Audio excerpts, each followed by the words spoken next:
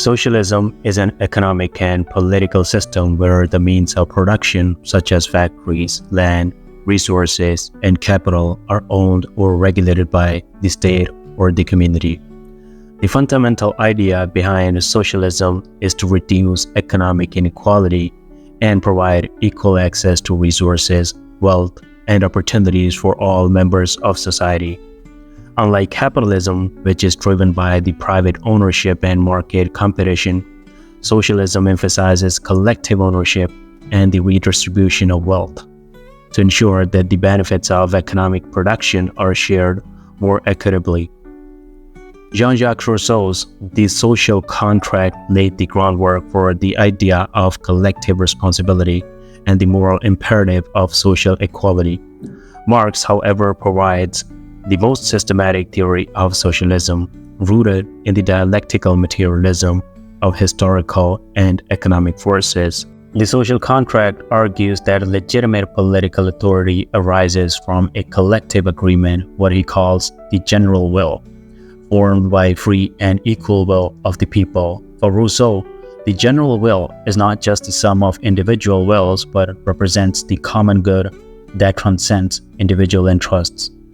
He believed that the state should be formed through the consent of all citizens and that citizens should collectively aim for a just, egalitarian society. In this sense, Rousseau's idea aligns with socialist ideals of collective responsibility and social equality, although his vision does not necessarily match the economic redistribution schemes that would come later in Marxism. While Marxism is the most prominent strain of socialist thought, it is not the only one. Utopian socialism predates Marx and emphasized ideal, often idealistic communities as a solution to social problems. Later socialist thinkers such as Edward Bernstein and Ralph Miliband adapted the revised Marxist theory to respond to changing conditions, emphasizing gradual reforms rather than revolutionary upheaval. In socialism, the means of production are either owned by the state, cooperatives, or are subject to public control. This contrasts with the capitalism, where businesses and industries are privately owned by individuals or corporations. The goal is to eliminate private ownership of land, factories, and capital that can generate wealth and concentrate power in the hands of a few. Public ownership can take different forms, including state-run enterprises, worker cooperatives, or communal ownership, depending on the type of socialism in the question.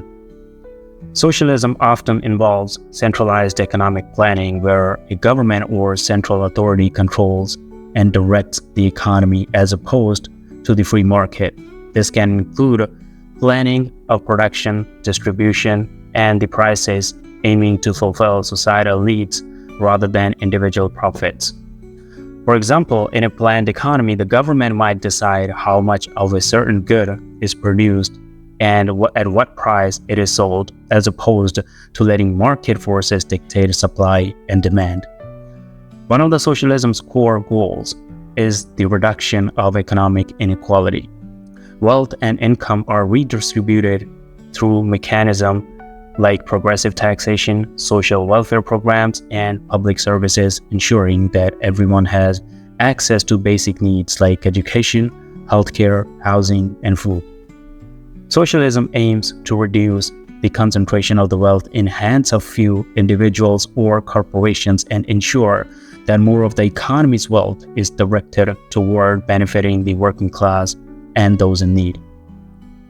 Equality is a central tenet of socialism. Socialists believe that the concentration of wealth and power in the capitalist societies lead to systematic inequality that harms the majority. They advocate for creating a more egalitarian society where everyone has equal access to opportunities and resources, not just the privileged few.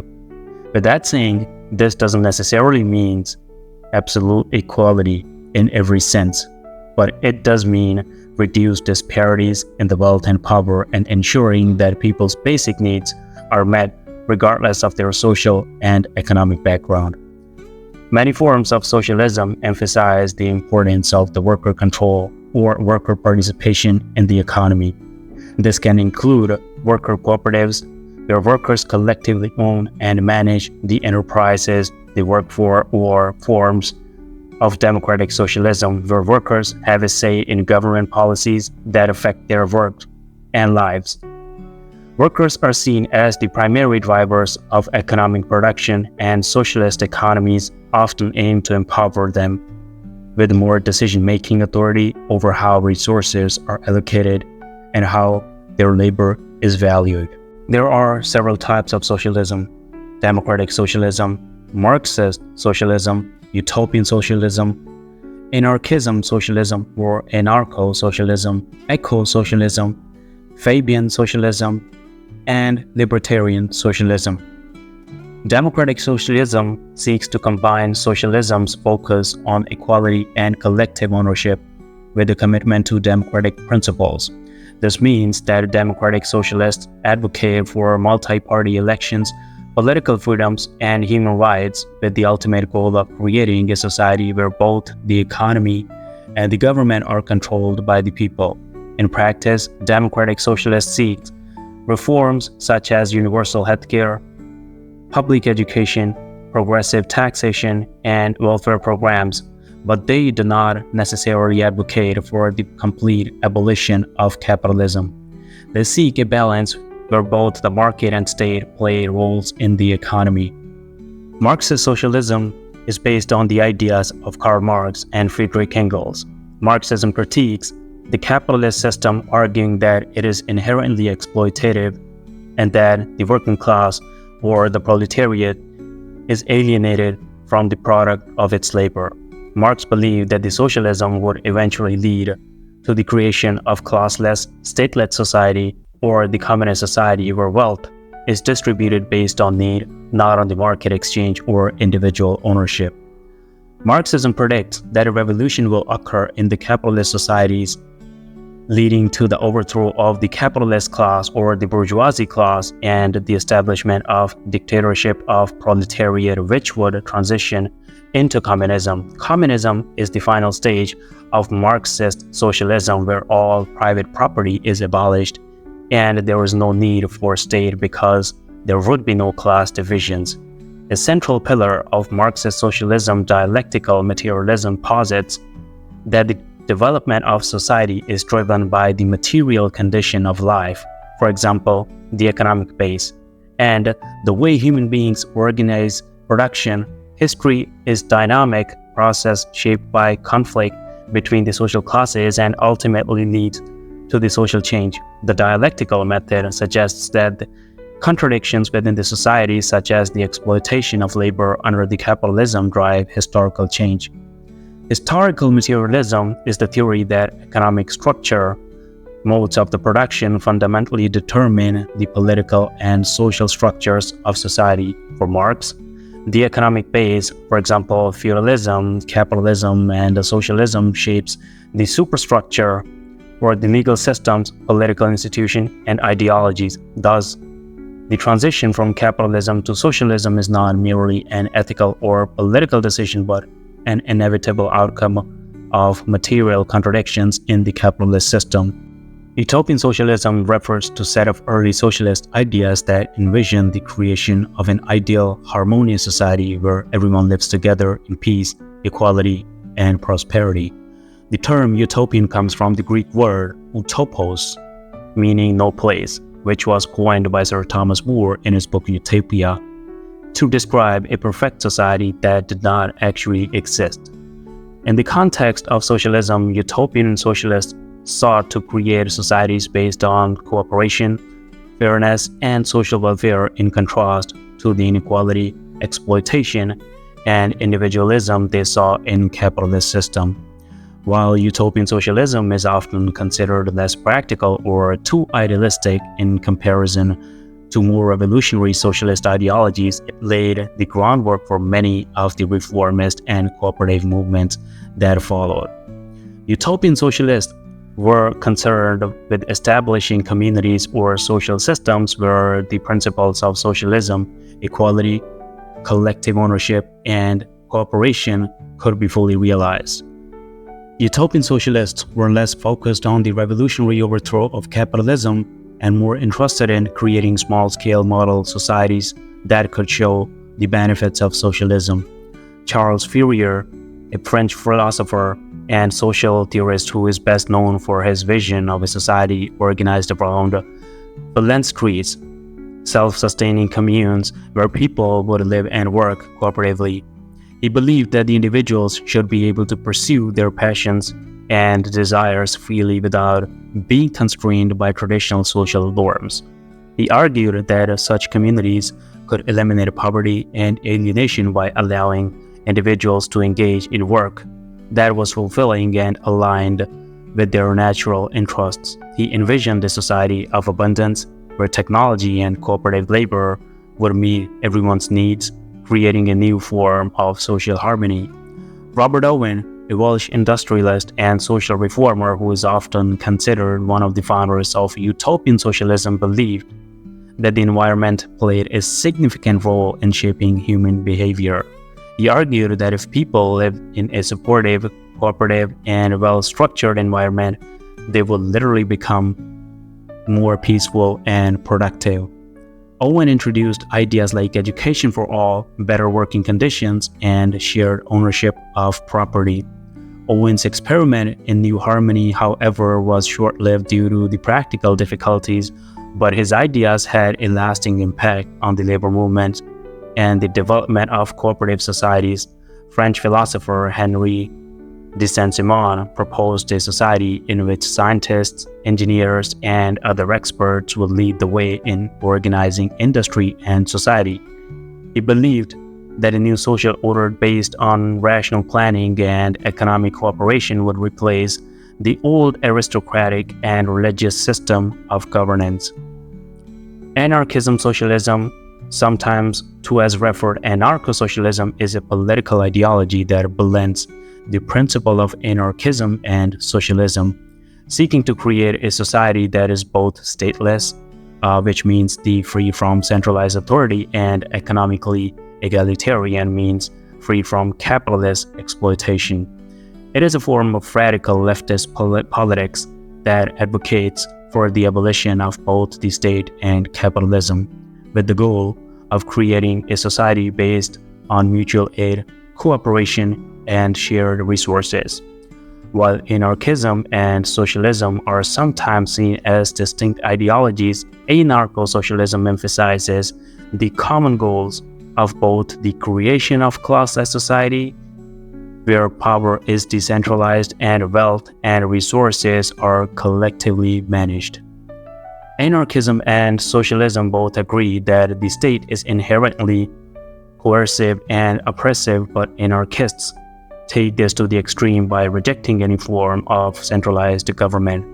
Anarcho-socialists believe that the state, whether democratic, authoritarian, or totalitarian, inevitably upholds the perpetuated capitalist exploitation, class hierarchies, and social inequality. Instead of state structures, anarcho-socialists advocate for a stateless society where governance is carried out through direct democracy, local assemblies, and voluntary cooperation. Anarcho-socialists see capitalism as a system that is intrinsically exploitative and unjust. In a capitalist society, wealth and power are concentrated in the hands of a small elite, while the majority of the people are subjugated to wage labor, poverty, and economic inequality. Anarcho-socialists call for abolition of the private property in the means of production, factory, land resources, etc. They believe that collective ownership of cooperative management of these resources can lead to more just and egalitarian society. A key aspect of anarchism socialism is the idea that workers should directly control the means of production instead of being alienated from the work they do. Workers would organize themselves into self-managed cooperatives and worker councils. These councils would function as decentralized decision-making bodies, ensuring that people have control over their own labor and the products they create. Direct action is also central to the philosophy. This includes strike protests, occupations, and other forms of resistance of capitalist exploitation and state repression. Anarcho-socialists believe that change can be achieved through collective action rather than waiting for politicians to enact reform. Anarcho-socialists reject the idea of centralized government, which they believe leads to the authoritarianism and concentration of power in the hands of a few. Instead, they advocate for decentralized and voluntary society, where communities and regions are self-governed and decisions are made through direct democracy and consensus. Federalism is often part of the vision. Different self-managed communities would form federation to coordinate common interests and tasks, but without a central authority imposing its will. Mutual aid is the foundational principle of anarchism, and anarcho-socialist emphasizes the importance of cooperation and solidarity in the society. They believe that the people can live together in a non-competitive, supportive manner, organizing themselves to meet their collective needs without resorting to hierarchical or exploitative structures. Solidarity means that the people stand together in their struggles for justice, whether they are workers fighting for the better conditions, oppressed groups seeking liberation, or communities resisting exploitation. Anarcho-socialists seek a causeless, stateless society where everyone has equal access to resources and opportunities. They are deeply committed to social justice and equality, opposing systems of oppression based on class, race, gender, and other forms of hierarchy. In an anarcho-socialist society, everyone would have the means to live a fulfilling and dignified life without the structural inequalities that exist in capital society. Though the full vision of anarcho-socialism has never been realized on a large scale, there have been instances throughout the history where anarchist and socialist principles have been implemented in practice, at least temporarily. During the Spanish Civil War from 1936 to 1939, particularly in Catalonia, anarcho-socialist principles were put into practice. Anarcho-syndicalists and the other revolutionaries group collectivized industries and agriculture, establishing workers' council and collectives. These efforts aim to create a socialist economy where workers controlled the means of production and managed resources through direct democracy. However, the revolution was ultimately defeated by the fascist forces with the assistance of both internal and external enemies. The Zapatista Army of National Liberation in Chiapas, Mexico, has created autonomous indigenous communities based on the principles of direct democracy, mutual aid, and cooperative self-management. While their movement incorporates elements of Marxism and indigenous traditions, it aligns closely with anarcho-socialist ideas. The Zapatistas have rejected both state power and capitalist exploitation, striving to build a society based on participatory democracy and communal ownership. Eco-socialism is another form of socialism that combines traditional socialist principles with environmental concerns. It critiques both capitalism and environmental destruction it causes, arguing that the capitalist focus on profit leads to the exploitation of natural resources and environmental degradation. Eco-socialists argue that the economic system must be restructured to prioritize sustainability, social justice, and environmental responsibility, often advocating for a more cooperative economy focused on meeting human needs while protecting the planet. There are several blind spots or common oversights that can lead to the misunderstandings or incomplete perspectives on socialist theory and practice. These blind spots often arise from simplified or polarized views, ideological biases, or a lack of nuanced understanding of historical and contemporary socialism. Socialism is not a monolithic ideology. It encompasses a wide range of theories, school of thought, and historical practices. As we discussed earlier, from democratic socialism, anarchism, and utopian socialism to Marxism, Maoism, Leninism, and Eurocommunism, the methods and the goals vary significantly. It's easy to dismiss socialism based on the failures of one regime or the period without considering the historical context or the variety of socialist experiments. Socialism has manifested differently in various historical and geographical contexts. The conditions in early 20th century Russia, colonial India, Latin America, or post-World War II Europe shaped how socialism was implemented. For instance, the Soviet Union had a very different approach to socialism than Cuba or China. While both the USSR and China had centralized one-party state, the practical application of socialism in each case differed in key ways. For example, Stalinist collectivization in the USSR versus the Maoist Great Leap Forward in China. There is often a misconception when it comes to the distinction between revolutionary socialism and reformist socialism. Marxist theory, for example, advocates for revolutionary change through class struggle and the overthrow of capitalism, whereas democratic socialists and social democrats focus on achieving socialist goals through peaceful, gradual reforms within existing political systems. The debate between revolutionary socialism and democratic socialism often gets oversimplified. Another misunderstanding is that the role of state in socialism. While Marxism calls for the dictatorship of proletariat as a transitional phase before the eventual withering away of the state, other forms of socialism argue that the state by its nature can never serve the people and must be dismantled or restructured. In practice, many socialist governments have relied on a powerful state apparatus, leading to debates about how much central control is necessary. Socialist movements have traditionally emphasized international solidarity and the idea that socialism should be spread globally to be truly effective. Yet, many socialist experiments like those in the USSR or China were national in focus, leading to debates about whether socialism can succeed in isolation or if it requires a global movement. Socialists have long argued that the struggle for socialism must be global because capitalism is a global system. Nationalistic approach to socialism or socialism in one country, a concept promoted by Stalin, have often led to contradictions and difficulties, especially in the countries isolated from the global socialist movements.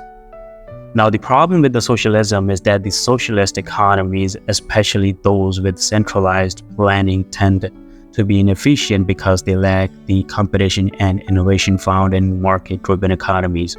Bureaucracy can stifle individual initiatives, and government-run enterprises can often be less responsive to the market demands than private businesses. Milton Friedman argued that the centralized economic planning, which is the hallmark of socialism, inherently leads to inefficiency.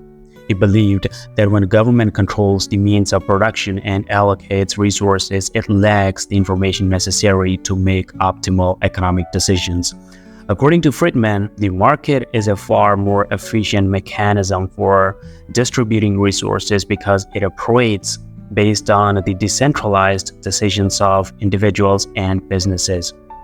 He highlighted that in the market economy, prices are signals that convey information about scarcity and demand.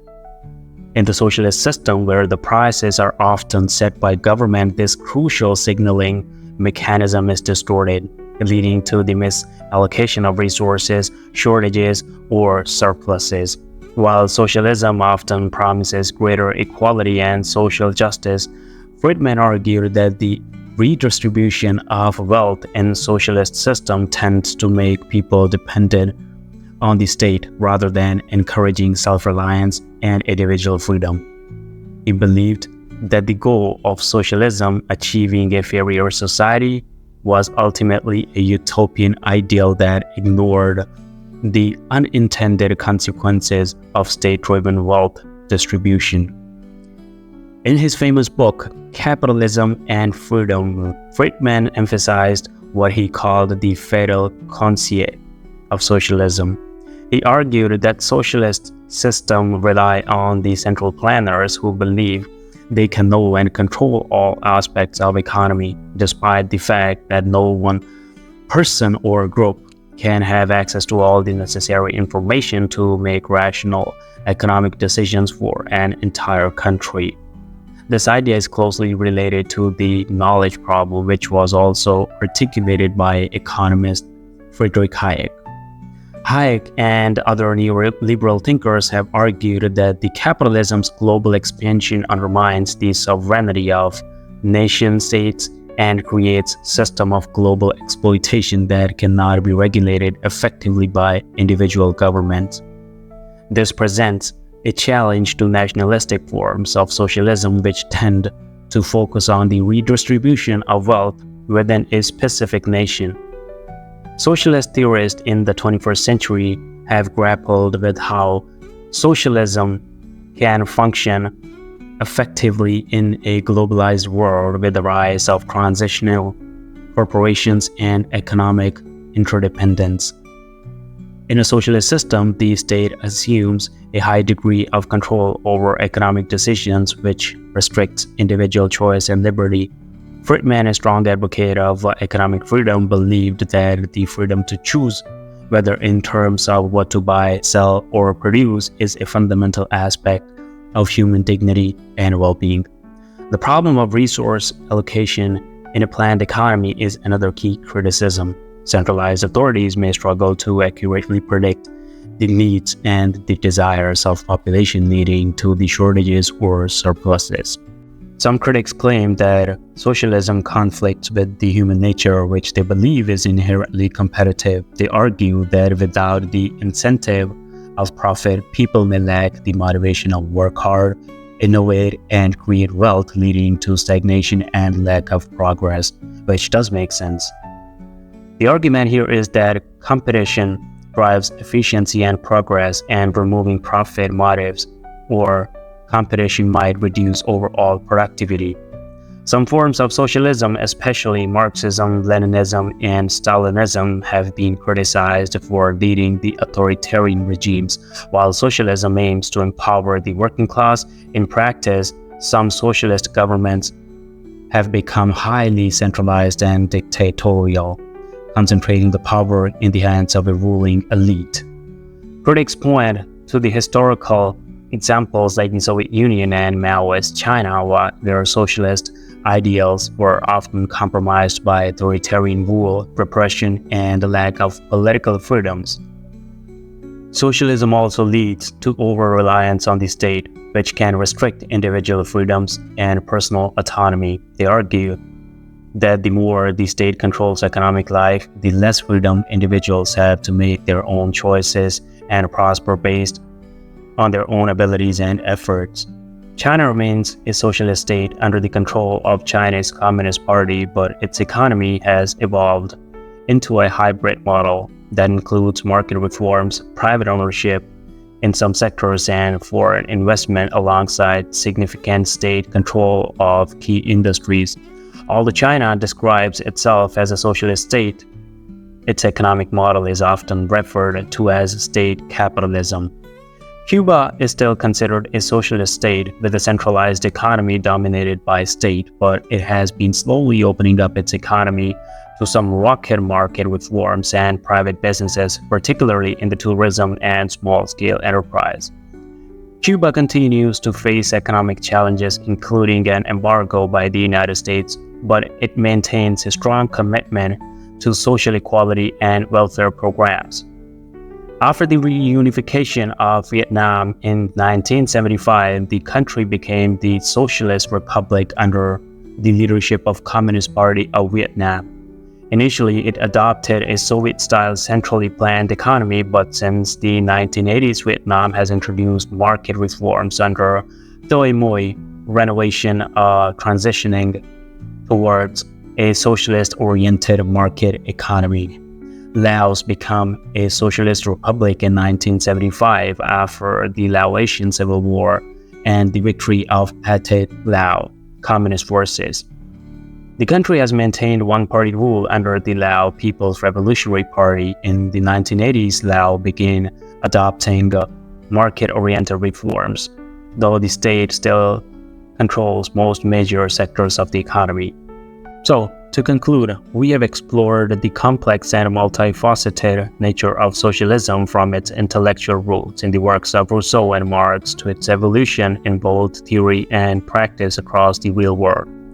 I urge you to approach the study of socialism with intellectual humility, recognize both its theoretical potential and its practical pitfalls, and perhaps most importantly, engage critically with the ideas we have discussed, not just in the context of history, but as they apply to the pressing issues of our own time.